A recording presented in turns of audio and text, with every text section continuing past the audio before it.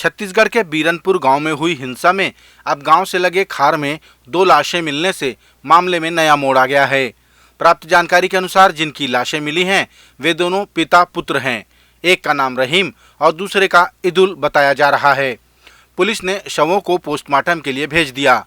बता दें कि 3-4 दिन पूर्व बच्चों की लड़ाई के बाद उपजी इस हिंसा से गांव में जो तनाव का माहौल बना है वो आज भी यथावत है। सुनसान जगह टाइप का बहुत ओपन एरिया है, वहाँ पर दो बॉडी और ये डेथ कैसा हुआ देखने में समझ में नहीं आ रहा। ये आपसी का ये है झगड़ा है या किसी और ने किया है, इसको पुष्टि करने के लिए अभी पोस्टमार्टम के लिए भेजा गया है। जैसे ही पोस्टमार्टम हो जाता है इसमें पुष्टि करने के लिए हमें आधार मिलेगा। दंतेवाड़ा जिले में 5 नगरीय निकाय हैं जिनमें पदस्थ प्लेसमेंट कर्मचारी पिछले 3 दिनों से हड़ताल पर हैं।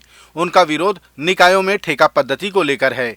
उनका कहना है कि इससे कमीशनखोरी को बढ़ावा मिल रहा है, जिसे बंद करके पूर्व की तरह कर्मचारियों का समायोजन किया जाना चाहिए। जिला अध्यक्ष देवशंकर सैनी ने अपनी हड़ताल और मांगों के बारे में बताया। हम सभी अपनी 3 सूत्री मांगों को लेकर यहाँ पर धरना स्थल पर बैठे हुए हैं। हमारी सबसे पहली मांग यह है कि ठेका प्रथा समस्त निकायों से ख़त्म की जाए और जितने भी कर्मचारी हैं उनको पहले की तरह निकायों में समायोजन किया जाए। और दूसरी मांग हमारी यह है कि जो पुराने कर्मचारी हैं उनको सबको नियमित किया जाए। और तीसरी मांग 62 साल की सिक्योरिटी और किसी को भी जॉब से ना निकाला जाए। बीरनपुर हिंसा में जान गंवाने वाले युवक भुवनेश्वर साहू के परिवार में से एक सदस्य को राज्य सरकार ने सरकारी नौकरी और 10 लाख रुपए का मुआवजा देने की घोषणा की है। ये जानकारी प्रदेश के कृषि मंत्री रविंद्र चौबे ने मुख्यमंत्री की घोषणा के हवाले से दी। मुख्यमंत्री ने यह फैसला साहू समाज के प्रतिनिधि मंडल से मुलाकात के बाद लिया। जो मृतक है उसके परिजन में से किसी एक को नौकरी की घोषणा, उसके परिवार को 10 लाख रुपया आर्थिक सहायता की घोषणा और इस पूरे प्रकरण की प्रशासकीय जांच संभागायुक्त दुर्ग से करने की घोषणा माननीय मुख्यमंत्री जी ने की है। और उन्होंने निर्देश दिया है कि केवल 1 सप्ताह के अंदर जांच करके पूरी रिपोर्ट माननीय मुख्यमंत्री जी को और शासन को सबमिट करेंगे और जो भी दोषी पाए जाएंगे उनके खिलाफ सख्त से सख्त कार्रवाई की जाएगी। छत्तीसगढ़ के घरघोड़ा जनपद में पदस्थ सब इंजीनियर सोनल जैन ने कार्य के दौरान अपने से उच्च पदों पर बैठे अधिकारियों पर उनको कार्य से बाधित करने का आरोप लगाया। सब इंजीनियर सोनल का ट्रांसफर घरघोड़ा से रायगढ़ जनपद में किया गया है, जबकि वहां पहले से ही पर्याप्त सब इंजीनियर हैं। सोनल ने यह भी कहा कि उन्हें छत्तीसगढ़ शासन की महत्वपूर्ण योजना रीपा से हटाया गया। वे तंग आते हुए शासकीय नौकरी भी छोड़ने की बात कह रही हैं। उन्हें सिर्फ शिकायत के बाद कलेक्टर की कार्रवाई का इंतजार है। ये सारी बातें उन्होंने अपनी फेसबुक वॉल पर पोस्ट किया।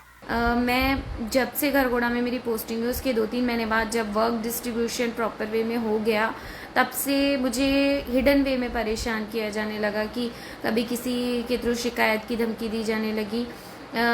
इन सारी चीज़ों को रोक के और वहाँ के इंजीनियर्स के थ्रू ये सारी चीज़ें की जा रही थी हिडन वे में, खुद सामने नहीं आ रहे थे बट किया वही जा रहा था। सबसे पहले अब फिर आया रीपा का काम। रीपा में एक क्वालिटी मॉनिटरिंग के लिए ग्रुप बना था। उस ग्रुप में इतनी सारी फ़ोटोज़ जो टेक्निकली कहीं ना कहीं गलत थी, उस पर किसी पे भी किसी का कोई कमेंट नहीं आया। मेरी कुछ फ़ोटोज़ को मुझे टारगेट करके मेरी फ़ोटोज़ पे कमेंट किए गए। उसके बाद टेक्निकली जो गलत चीज़ें प्रूव्ड थी उन लोगों पे कोई एक्शन नहीं लिया गया। मुझे विदाउट नोटिस रीपा से हटाया गया। मैं शांत रही क्योंकि ठीक है, मुझे जितना सीखना था मैं सीख चुकी थी रीपा से। अगर और काम करती तो और भी नई चीज़ें सीखने को मिलती, क्योंकि काफ़ी नया था मेरे लिए ये सारा एक्सपीरियंस रीपा का।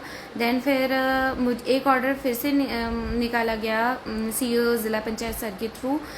उसमें फिर से मुझे घरघोड़ा से हटाने के ऑर्डर्स थे। जब मैं उनसे मिलने गई तो उनका कहना था कि एसडीओ कमलेश गुप्ता सर नहीं चाहते कि मैं घरघोड़ा में रहूं। तो मेरा जस्ट यही था कि सर उनके नहीं चाहने से आप मुझे कहाँ से हटाएंगे। रीपा से तो हटा चुके हैं और आप घरघोड़ा से हटाने की बात कर रहे हैं, तो मैं क्यों जाऊं सर, मेरी क्या गलती है। और ये पोस्टिंग जो होती है हमारी गवर्नमेंट के थ्रू होती है, उनके चाहने नहीं चाहने से मेरी प्लेस बार बार चेंज नहीं होनी चाहिए। देन उन्होंने वो ऑर्डर कैंसिल कर दिया। देन फिर मुझे एसडीओ सर ने, कमलेश गुप्ता सर ने ये ऑर्डर दिया कि आप आरईएस का काम नहीं करोगे। मैंने बोला रिटर्न में दो, तो उन्होंने कहा कि हम लोग कभी कोई चीज़ रिटर्न में नहीं देते हैं। तो उसके बाद आरईएस ग्रुप से मुझे हटा दिया गया, रिमूव कर दिया गया। मतलब मेंटली किसी को इतना परेशान कर देना कि वो खुद ही सारी चीज़ें छोड़ के चला जाए। तो सबसे पहली चीज़ तो मैं यहाँ पे परेशान होने के लिए नहीं हूँ, मैं सिस्टम को छोड़ के बहुत कुछ अच्छा कर सकती हूँ, ये मुझे पता है। तो अब ओवरऑल ये है कि मिस्टर अविनाश मिश्रा सर ने जो ये ऑर्डर निकाले वो पूरी तरीके से रूल ब्रेक करके निकाला गया है और मुझे नहीं जाना अब कोर्ट, क्योंकि मैं ऐसे अधिकारियों के और पॉलिटिशियंस के सिर्फ चक्कर लगाने के लिए नहीं हूँ। मैं यहाँ काम करने आई थी और मुझे काम नहीं करने देना चाहते तो मैं ये सिस्टम छोड़ के चली जाती हूँ। बट ये चीज़ है कि ऐसा कब तक होता रहेगा और ऐसे अधिकारी और ऐसे इस तरीके के कलीग्स कब तक के लोगों को परेशान करते रहेंगे। हमारा कोई सुनने वाला नहीं है, क्योंकि हम जनरल कैटेगरी के हैं। दूसरा माइनॉरिटी, हमारी कास्ट माइनॉरिटी में आती है। तो ओवरऑल अब आगे ऐसा है कि इन सारी चीज़ों पे लड़ाई वहाँ करनी चाहिए, मुझे ऐसा लगता है, जहाँ लोग समझें। यहाँ मैं अपना टाइम वेस्ट कर रही हूँ गवर्नमेंट जॉब में और मैं कल कलेक्टर सर के पास जाऊँगी और कहीं ना कहीं सारी चीज़ें बता के सर को अगर लगता है कि ये सारी चीज़ें गलत है तो वो कोई एक्शन लें, अदरवाइज़ मैं रिज़ाइन दूंगी। मुझे ना तो लड़ना है, ऑर्डर गलत है, मेरे पास सारे प्रूफ हैं और इतनी सारे प्रूफ्स हैं, सारे मैं सोशल मीडिया पे अभी डालने वाली हूँ कि मुझे जिस तरीके से टॉर्चर किया गया उस टॉर्चर के सारे प्रूफ।